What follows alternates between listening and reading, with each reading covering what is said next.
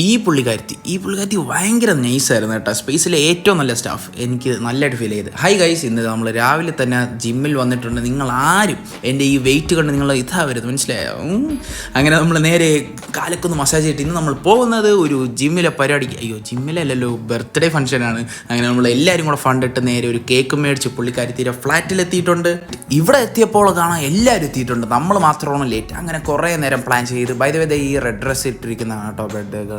അങ്ങനെ നമ്മൾ കുറേ നേരം സംസാരിച്ച് ഒരു കഥ ഇനി ബാക്കിയില്ല. അങ്ങനെ ഇപ്പോൾ ഒരു കുരിപ്പ് ചാടി വരും. ഈ കുരിപ്പിൻ്റെ പേരാണ് ആലിയ, ആൻഡ് ഇതാണ് ബർത്ത്ഡേ ഗേൾ ഫാത്തിമ എന്നാണ് പേര്. ഈ കൊച്ചിനെ ഭയങ്കരമായിട്ട് ശല്യപ്പെടുത്തി, മനസ്സിലായി. അങ്ങനെ നമ്മൾ നേരെ കാറിൽ പോയി കേക്കും എടുത്ത്, എല്ലാവരും കൂടെ വരണമല്ലോ, അതുകൊണ്ട് വെയിറ്റ് ചെയ്ത് അങ്ങനെ കൊടുത്തു ബർത്ത്ഡേ കേക്ക്. അവർക്ക് നല്ല ഹാപ്പിയായി, നമ്മൾ ഹാപ്പിയായി, എല്ലാവരും ഹാപ്പിയായി. പിന്നെ നമ്മൾ നേരെ ബാർബിക്യൂ സ്പേസിലോട്ട് വിട്ടു. അവിടെ ഒരു വലിയ നിര തന്നെ നമ്മൾ സെറ്റ് ചെയ്തു. അങ്ങനെ ഇതുവരെ ക്യാമറ വരാത്ത ഒരാളെയും കൂടെ ക്യാമറ വെച്ച്, ഈ ബൈ ദ വേ ഇവനാണ് കേട്ടോ ഈ പടം വരച്ചത്. പിന്നെ നമ്മൾ മന്തി കഴിക്കാനെത്തി. മന്തി അടിപൊളിയായിരുന്നു. അതിനെല്ലാം ഉപരി മന്തിയും കഴിച്ച് എല്ലാം കഴിച്ച് വീണ്ടും ഞാൻ അടുത്ത സ്റ്റെപ്പും എടുത്ത്. എനിക്കാണെങ്കിൽ ഇനി ബാക്കി ചിക്കനും കൂടെ ഉള്ളതുകൊണ്ട് ഞാൻ വീണ്ടും ഒരു സ്റ്റെപ്പും കൂടെ എടുത്ത്. നിങ്ങളാരും കണ്ണൂടല്ലോ കേട്ടോ.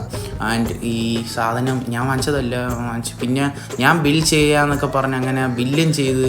പക്ഷേ എനിക്ക് ബില്ല് ചെയ്യാൻ തന്നില്ല. അങ്ങനെ നമ്മൾ കേക്ക് മുറിക്കാനുള്ള പ്ലാനിലായി. അവിടെ തന്നെ വെച്ച് കേക്ക് മുറിച്ച് ഹാപ്പി ബർത്ത്ഡേ പറഞ്ഞ ഒരു പാട്ടൊക്കെ ഇട്ടുതന്നു. ആൻഡ് ഈ സ്റ്റാഫ് ഏറ്റവും അടിപൊളിയാണ്, ഞാൻ ഇനി ഒന്നും പറയില്ല. ഈ സ്റ്റാഫ് പൊളിയായിരുന്നു.